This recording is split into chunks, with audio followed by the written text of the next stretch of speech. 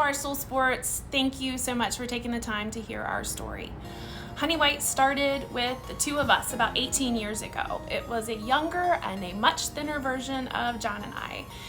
It was the two of us, and we were against the world. 18 years later, we built something special. We built a family, and we built a home. This bar has more stories than we can count. The family of our supporters is pretty hard to explain. We have attended weddings for people that met at our bar.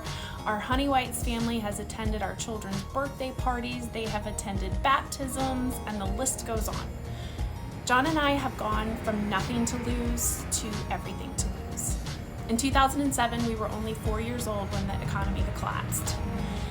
There were weeks that John was the chef, he was the bartender and the server, while I stayed at home with a newborn and a baby under the age of 2. We still argue over who worked harder. It was day to day and week to week.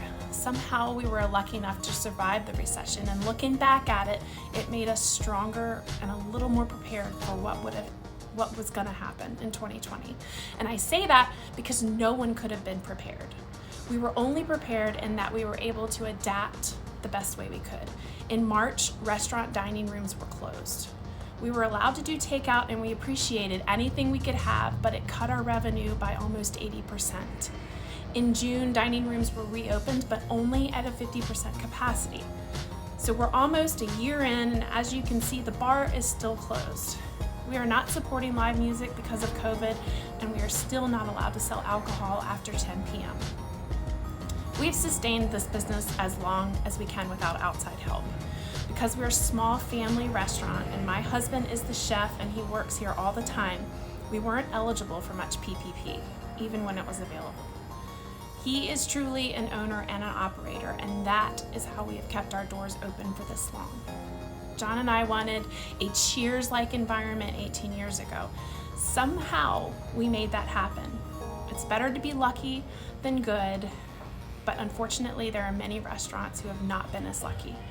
Our heart breaks for them.